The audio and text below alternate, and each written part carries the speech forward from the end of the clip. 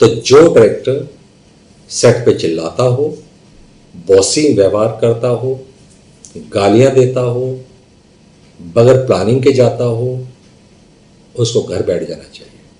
Film making एक art है, उसकी बेइज्जती मत करिए। तो पहले अपने आप को उस लायक बनाइए, तब जाके सेट पे जाइए। आपके अंडर बहुत सारे लोग काम करते हैं, वो भी इंसान ही है, तो सोच के चलिए। उसमें बहुत हार्ड वर्किंग होना चाहिए। ज़्यादातर मैंने देखा है कि सेट पे मान लीजिए आपने कॉल टाइम दिया 6 बजे का, 7 बजे का सेट पे, और आप पहुंच रहे हैं 9 बजे। आप ये सोचते हैं कि डायरेक्टर हूँ भाई, बाकी सब लोग अपने आएंगे, मैं सबसे बाद में जाऊँ। नहीं, डायरेक्टर को सबसे पहले आना चाहिए। जब कैप्टन ऑफ द शिप बोल दिया है तो आपकी देख रेख में ये सब काम होना चाहिए। ये आपका हक है और ये आपकी ड्यूटी है। आप सबसे पहले आइए। जब आप सबसे पहले जाएंगे तो सारा काम इतना आराम से होगा, आपको पता तक नहीं चलेगा। सब लोग बहुत मेहनत करेंगे ईमानदारी से कि यार जब बाप पहले पहुंच गया तो बेटे तो ईमानदार अपने आप ही हो जाएंगे। यार डायरेक्टर पहुंच गया, हम लेट हो गए। तो डायरेक्टर का काम है सबसे पहले पहुंचना और अपनी तैयारी शुरू कर देना। डायरेक्टर जो है वो डीओपी के साथ अपने शॉर्ट डिवीजन या जो भी कुछ है वो डिस्कस करे, लाइटिंग वाइटिंग करवाए। तो वो क्यों लेट आए? लेट नहीं आना चाहिए मेरे हिसाब से। बाकी तो फिल्म इंडस्ट्री का जो है रूल जो है, या रूल नहीं कहूँगा उसको, एक बेअदबी जो होती है सेट पे, इन सब चीज़ों की रूल रेगुलेशंस की जो भी है, इंसानों को नीचा देखने की, उनको गालियाँ देने की, उनको बदतर करने की, उनकी बेइज्जती करने की, ये डायरेक्टर का हक है ना। वो डायरेक्टर है ही नहीं, मान के चलिए। चाहे वो राज कपूर हो, चाहे वो बड़े से बड़ा, चाहे वो 30 मार्क का हो, मैं चैलेंज के साथ कहता हूँ कोई भी डायरेक्टर मेरे सामने आए, मैं उसको अकल लगा सकता हूँ इस बात को कह के कि तुम किस बात के डायरेक्टर हो यार, तुम्हें अकल ही नहीं। डायरेक्शन तो 2-4 करके एडी भी कर देगा, डायरेक्शन की बात नहीं है इसमें। तुम किस तरीके से कराते हो, तुम्हारा क्या, तुम एक ऑफिस में एक मैनेजर हो, सोचो तुम एक रूल सेट करने वाले बंदे हो और तुम रूल तोड़ते हो। तुम्हें काम करवाना नहीं आता, तुम्हें काम लेना नहीं आता, जबरदस्ती तो तुम किसी भी नौकर को भी पिटाई कर करके काम निकलवा ही लेते हो। तो ये तरीका तो गलत है ना। मजा तो तब आए जब वो तुम्हारे जो सबॉर्डिनेट्स हैं वो स्माइल करते हुए तुम्हारे साथ काम करें, दिल लगा के काम करें। मैं तब मान जाऊंगा कि तुम डायरेक्टर हो, क्योंकि क्रिएटिविटी तो तुम्हारे अंदर होनी चाहिए, पहले से होगी। टेक्निकल तुम साउंड होने चाहिए, लेकिन इंसान ऐसे गंदे हो तो इसका मतलब कहीं ना कहीं तो लैग कर रहे हो। इंसान अच्छे रहो, तो ये चीज़ बहुत ज़रूरी है। ट्रांसपेरेंसी आप में बहुत ज़रूरी है। हर एक के साथ ट्रांसपेरेंट रहो, कोई चीज़ छुपाने की जरूरत नहीं। हर एक के साथ बिल्कुल ट्रांसपेरेंट रहो, खासकर प्रोड्यूसर के साथ ट्रांसपेरेंट रहो। टीम लीडिंग अगर आपको नहीं आती है तो डायरेक्शन के लिए अभी आप और मेहनत करिए, उसके बाद आप डायरेक्शन पकड़िए। डायरेक्टर को एक अच्छा प्लानर होना चाहिए, बहुत अच्छी प्लानिंग उसको आनी चाहिए। अगर उसको प्लानिंग नहीं आती है तो भी वो, मैं कहूँगा वो अधूरा डायरेक्टर है। उसको प्लानिंग पूरी प्रॉपर आपकी शुरू से आखिर तक, यानी कि मैं सिर्फ डे की बात नहीं कर रहा हूँ, शूट की बात नहीं कर रहा हूँ, लगा के प्री प्रोडक्शन से और रिलीजिंग तक का पूरा प्लान, उसको प्लानिंग आनी चाहिए, तब वो डायरेक्टर है। अपनी डेडलाइन को अचीव करना उसके लिए बहुत ज़रूरी टास्क है। तभी मैंने कहा ना, अच्छा प्लानर होगा तो डेडलाइन भी अचीव कर ही लेगा।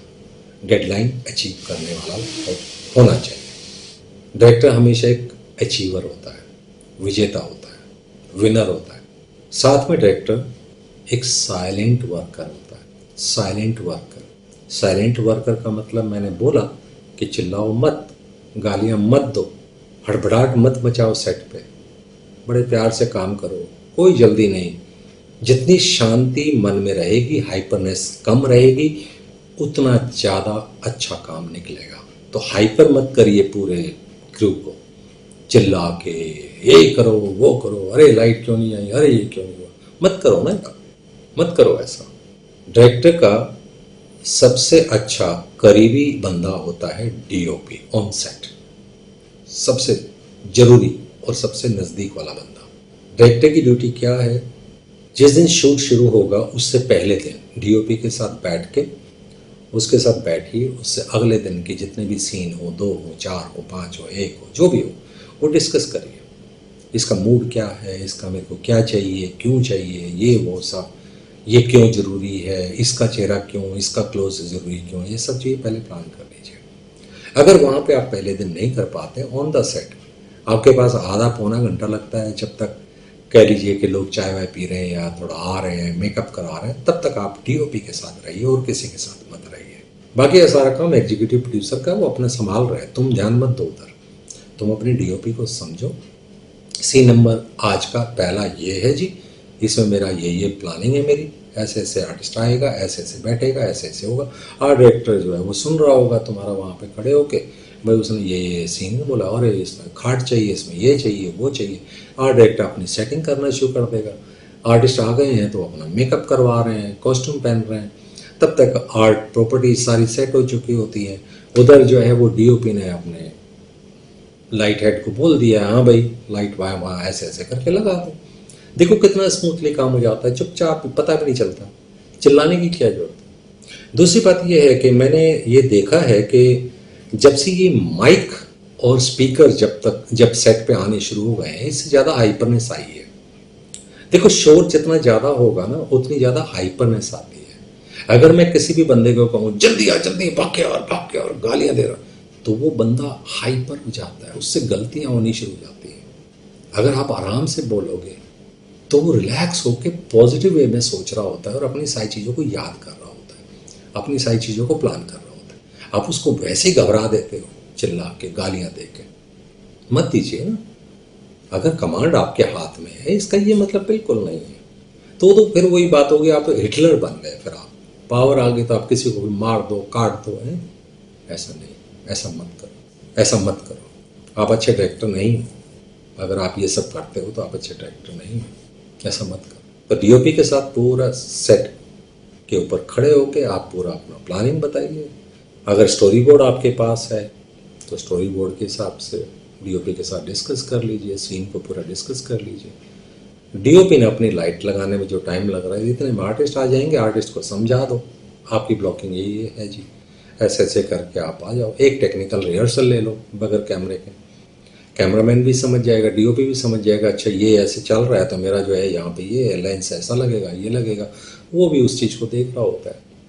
तो डायरेक्टर एक टेक्निकल रिहर्सल करवा देता है, बस इतना बढ़िया शॉट चलता है, सीन इतनी जल्दी ख़त्म हो जाता है। तो अगर आप शोर शराबा मचाएंगे वहाँ पे तो गलत है। तो डायरेक्टर जो है सबसे पहले एक प्रोड्यूसर का बंदा होता है, ईमानदार होना चाहिए, हार्ड वर्किंग होना चाहिए, ऑनेस्ट होना चाहिए कि भाई वो प्रोड्यूसर का पैसा जो उसका लग रहा है उसका कहीं ज़्यादा नुकसान ना हो, डेडलाइन पूरी अचीव करे, वहाँ पे सब लोगों के साथ प्यार से बात करे, अपना पेपर वर्क पूरा तैयार रखे, अपने एडीज़ को पूरा, अपने एसोसिएट के साथ पूरा अपना पूरा प्लान शेयर करे, एसोसिएट अपने एडीज़ के साथ बैठ के अपनी सारी चीज़ें डिस्कस करे।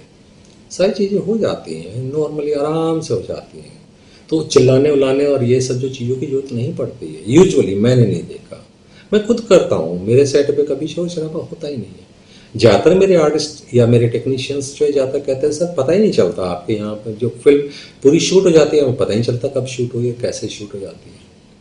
हमें तो गालियाँ नहीं पड़ी पूरे उस पर शूट पे, हमें मतलब हाइपरनेस ही नहीं महसूस हुई, हम चिल्लाते ही नहीं है, ना ही कभी शोर शराबा महसूस हुआ। इसका मतलब तो काम होता है, बगैर चिल्लाए भी काम होता है। लेकिन बगैर चिल्लाए कब होता है? जब डायरेक्टर को ये पता है मुझे क्या चाहिए और मुझे कैसे चाहिए। तो ज़्यादातर डायरेक्टर अगर कोई चिल्लाता है, अगर कोई बॉसी बनता है, तो समझो वो अभी अधूरा डायरेक्टर है, उसको लर्न करना चाहिए, वो कॉन्फिडेंट नहीं है। ये एक पहचान होती है अच्छे और बुरे डायरेक्टर की। जो डायरेक्टर शांति से काम करता है वो फुल कमांडिंग होता है, उसको सब कुछ क्लियर है, मुझे क्या चाहिए और कैसे करवा सकता हूँ, कैसे करवाना उसको आता है, सब कुछ करवाना आता है। तो आप प्लीज़ एज डायरेक्टर आप सोचिएगा कि अब रिलैक्स, शोर मत मचाइए, सेट पे रिलैक्स रहिए जितना हो सके। अच्छा काम निकलता है, लोग आपका साथ देते हैं, अच्छा काम निकाल के देंगे आपका। अब तो गालियों के बगैर बात नहीं करते। मुंबई की लैंग्वेज है, मतलब मैं मुंबई की लैंग्वेज पसंद नहीं करता। जो तू तड़ाक करके या गालियाँ दे के बात करें वो इंसान आर्ट फील्ड के लोग नहीं हो सकते हैं, वो मजदूर लोग होते हैं।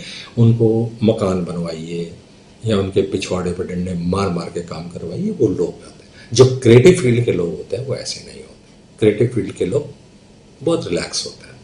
तो हमारी फील्ड जो है वो टेक्निकल और एस्थेटिकल दोनों का मिक्सचर है, और डायरेक्टर टेक्निकल और एस्थेटिकल दोनों का बंदा है, और अगर वो एक्सपीरियंस नहीं है तो वो ये हरकतें करता है। प्लीज़ ये हरकतें मत करिए। और प्रोड्यूसर का जो पैसा लग रहा है प्लीज़ उसका पैसा शूट के दौरान, प्री प्रोडक्शन में, पोस्ट प्रोडक्शन में बर्बाद मत होने दीजिए। बहुत ईमानदारी से काम करिए। आपने एक प्रोड्यूसर को साथ दिया तो आपका एक बॉन्डिंग हो जाती है, और वो बॉन्डिंग आपकी बहुत काम करती है। अगली फिल्म भी वो आपको देगा। आपको किसी के सामने हाथ फैलाने की जरूरत नहीं है। अगर आप अच्छा काम करते हो, ईमानदारी से काम करते हो, तो वो बंदा आपको दोबारा फिर फिल्म देगा। काम की कोई कमी नहीं रहती। वो दूसरों को भी सजेस्ट करता है। मुझे याद है, मुझे फिल्में मिली हैं स्पॉट बॉय से। स्पॉट बॉय ने मेरा नाम रेफर किया प्रोड्यूसर को। ये बहुत बड़ी ताकत होती है। यानी कि स्पॉट बॉय भी आपके ऊपर नजर रखे हुए है। सेट के ऊपर आपके ऊपर बहुत सारी आंखें गड़ी हुई होती हैं। आपका नेचर पढ़ रहे होते हैं, आपकी क्रिएटिविटी समझ रहे होते हैं वो। और फिर जब कभी, क्योंकि हम लोग तो एक फिल्म कर रहे हैं उसके बाद बिछुड़ जाते हैं अपने अपने जो, लेकिन सब लोग अपना अपना काम कर रहे होते हैं। लेकिन वो भी जब काम कर रहे होते हैं तो उनके सामने कोई प्रोड्यूसर अगर बात कर रहा है, कोई फिल्म की बात चल रही है, तो वो सजेस्ट करते हैं आपके काम को कि यार एक डायरेक्टर है, बहुत बढ़िया काम करता है और बहुत शांति से काम निपटा देता है और ईमानदार बहुत है। तो ये जो गुण है वो जो बता रहा होता है, उसके ऊपर विश्वास करता है प्रोड्यूसर, तो वो आपको कॉल करता है, आपको फिल्म देता है। सोचिए तो सही। तो प्लीज़ आधी अधूरी नॉलेज के साथ डायरेक्शन मत करिए। बॉसी बनना छोड़ दीजिए। आप शिप के कैप्टन हैं, उसकी इज्जत करिए, उस ड्यूटी को निभाइए। किसी प्रोड्यूसर को मत मारिए, उसका पैसा मत लूटिए, ईमानदार रहिए, हर एक की इज्जत करिए। स्पॉट बॉय इंसान है, उसके बगैर आप प्यासे मर जाते हैं, उसके बगैर आप एक कदम नहीं चल पाते हैं। स्पॉट बॉय इंसान है, वो खड़ा रहता है बेचारा, वो कहीं बैठ भी नहीं पाता सेट पे, और आप तू तड़ाक करके गालियां दे के उससे बात करोगे तो कैसे चलेगा। मत करिए। आप एक बार आजमा के देखिए इस चीज़ को कि जब आप हाइपर नहीं होते हैं, गुस्सा नहीं होते हैं या तेज नहीं जाए, यानी कि आप, मैं मानता हूँ आप हाइपर इसलिए हुए, आपको नहीं आती डायरेक्शन, मान लो ना इस चीज़ को, ये पहचान है आपकी। आपको बुरा लगे तो लगे, सच यही है। अगर आपको गुस्सा करना आता है, आपको गालियाँ देनी आती है और आप सेट पे चिल्लाते हो, तो इसका मतलब आप नहीं हो। छोड़ दो यार, क्यों खाम का एक बोझ बन के तुम फिल्म इंडस्ट्री में नाम बदनाम कर रहे हो फिल्म इंडस्ट्री का। तुम्हें नहीं आती डायरेक्शन। वो बोलते हैं जिसके पास ज्ञान होता है वो तो नीवा होता है ना, वो तो नीचे देखता है, वो तो दबता है। शांत वही रहेगा जिसको सब कुछ पता है कि मैं कर लूंगा, बात खत्म। वो चिल्लाएगा क्यों? चिल्लाएगा वो जिसको डर लग रहा है, यार आज के सीन होंगे कि नहीं होंगे, यार ये मेरी बात नहीं मान रहा, ना ये नहीं हो रहा, वो नहीं हो रहा है। यही तो होता है, और क्या होता है। इसे कहते हैं चिल्लाना, इसको गालियां देना। कहता है कि मैं तो दे सकता हूं क्योंकि मैं डायरेक्टर हूं। उसके अंदर ये अहंकार आ जाता है। ऐसा मत करिए। तो आई होप कि आप लोगों को एक डायरेक्टर के गुण अवगुण, या डायरेक्टर का जो भी कैरेक्टर है, जो भी कुछ है, तो आपको ये प्रोग्राम कैसा लगा। आप सब लोगों का फीडबैक अवेटेड है, मैं वेट करूंगा। और आपके कोई सवाल इससे रिलेटेड हो, या कोई ऐसी कोई बात जो आपको बुरी लगी हो, अच्छी लगी हो, तो आप कमेंट जरूर करिए। एक और चीज़ मैं कहना चाहूँगा साथ में, ये प्रोग्राम मैं क्या बोलते हैं कि शेयर करो, लाइक करो या ये करो, उन चक्रों के लिए नहीं बना रहा हूँ। विश्वास कीजिए, मेरा मकसद ये नहीं है कि YouTube मेरे को इतना पैसा देगा, मेरी रील वायरल होंगी, वीडियो वायरल होंगी। ये मेरा मकसद नहीं है। मेरा मकसद है अगर मेरे पास कोई ज्ञान इकट्ठा हो गया है पूरी लाइफ का, तो मौत से पहले कहीं सेव कर दूँ। ये मेरा धन है जो मैं बैंक में जमा कर रहा हूँ।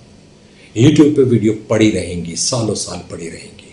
मेरा मकसद, आई होप कि आप समझ रहे हो, मेरा मकसद सिर्फ और सिर्फ अपनी चीज़ों को लोगों के पास पहुंचा रहा हूँ, अपने अनुभव लोगों के पास पहुंचाना मकसद है। मेरा मकसद इससे ये नहीं है YouTube से पैसा मिलेगा, मैं वायरल हो जाऊंगा। मुझे वायरल होने का कोई सपना नहीं है।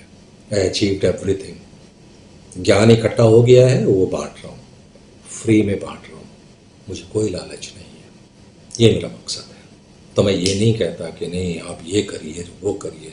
आप जानते हैं मैं रिक्वेस्ट नहीं करता, इसलिए नहीं करता क्योंकि मेरा मकसद वो नहीं है कि मेरे सब्सक्राइबर कितने हैं या कितनों ने देखा, नहीं देखा होगा, नहीं देख, कोई बात नहीं।